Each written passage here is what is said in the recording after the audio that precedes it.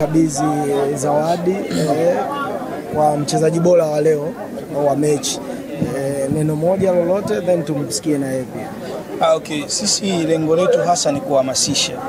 Tunahamasisha kwa sababu tukiona kitu tunachokipenda ni rahisi kushawishi watu wengine wakaona kabisa hivi vitu vinawezekana na wakapata burudani. Wakati wote tunaburudika, tunakuza vipaji vya watu wengine. Kwa hiyo ni wito wangu kwa wachezaji wote wakaendelee kuwa bora. Hii ni mechi ya kwanza na mechi zote zinazoenda tutazidi kutoa zawadi tofauti kwa mchezaji bora. Hii inahamasisha wachezaji wengine kufanya vizuri katika mechi zinazokuja, lakini pia kwa nidhamu ya hali ya juu kama niliyoiona leo na nimefurahishwa nayo, ndio maana nikatoa zawadi. Asante sana. Umekuwa mchezaji bora wa mechi leo na umepata zawadi ya mpira.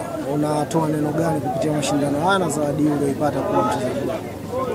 Kwanza kabisa namshukuru Mwenyezi Mungu kwa kuweza kumaliza mashindano na mechi yetu salama. Namshukuru Mwenyezi Mungu kwa kuweza timu yangu kuweza kupata ushindi. Kwa mashindano haya yanatuhamasisha sisi vijana, yanatupa motivation ya kuweza kufanya vizuri. Hata hii zawadi nilokabidhiwa hii leo ni motisha tu ya kuendelea kufanya vizuri na zaidi ili kutimiza malengo yangu ya kucheza mpira.